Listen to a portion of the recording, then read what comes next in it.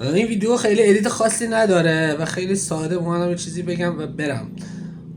خبرشو شنیدم که مراسم قرار بود بین یوتیوبرها برگزار بشه، بچهای جوون که دور هم جمع شده بودن و امیر ایزد هم قرار بود این کارو انجام بده و متاسفانه گویا در لحظات آخر لغو شده. من واقعا روی چون خودم وکیل دادگستری هم یکم کار قانونی رو آشناترم، واقعا روی صحبتم با دوستان مسئوله.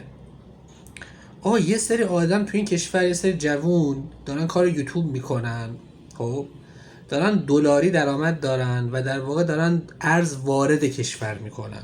توجه این ماجرا هستین؟ حالا خیلی کم به نسبت خودشون، ولی دارن ارز رو وارد کشور میکنن و داخل کشور ارز رو خرج میکنن.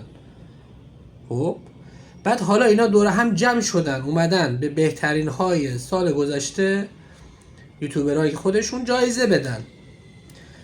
بنده خدا امیر ایزد هم 2 ماه داره دنبال همه کاراش رفته، همه مجوزهای قانونیشو گرفته که اینو تو یک سالن کوچکی، نه اون چنا خیلی هم بزرگ، یه سالن کوچکی به قول معروف برگزار بکنه. یه چند نفرم بلیت فروخته اونا بیان، خود اون دوستان یوتیوبر و استریمرهای تویچ بیان دوره هم یه مراسمی برگزار کنن، به بهترین ها جایزه بده. این بنده خدا کلی هزینه کرده، سایت طراحی کرده، نمیدونم لوگو طراحی کرده، جایزه طراحی کرده، همه کار کرده و همه مجوزهای قانونی گرفته. حتی میدونم تو یکی دو روز مونده به مراسم از بابت حجابم کلی رفته جواب پس داده، کلی تعهد داده و همه جا گفته که کاملا قانونی و به شکلی که حکومت میپسنده این مراسم رو برگزار میکنه.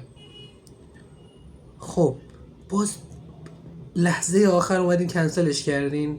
این واقعا چرا اصلا چرا این جوونا رو اذیت میکنین؟ یعنی واقعا الان چرا برای چی مراسم کنسل کردین؟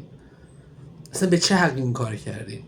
الان این جوون این همه هزینه کرده، الان من یه خبرم شدم نزدیک 700 میلیون تومان بنده خدا فکر کنم زیر بار رفته، ضرر کرده. خب که چی؟ چرا مثلا اذیت میکنین؟ این قرار بود چی کار کنن اونجا؟ قرار بود نه بی حجاب قرار بود باشن، نه قرار بود موسیقی آنچنانی داشته باشن. چند تا جوون قرار بود بین خودشون مراسم برگزار کنن، به هم دیگه جایزه بدن. همین.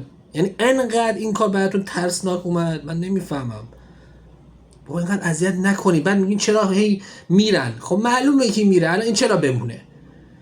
چند ماه زحمت و تلاشش رو تو یه شب با یه دستور احتمالاً سلیقه یه نفر حال نکرده با این مراسم، گفته نه چه معنی داره، قطع کرده، کنسل کرده. نه تن همینا، یعنی به آزم شب با یه تلفن قطع شده این مراسم. انقدر همه چی بی در پیکره. خب نکنید. خب من نمیفهمم چرا اذیت میکنین جوونا رو؟ چرا واقعا انقدر جوونا رو اذیت میکنید؟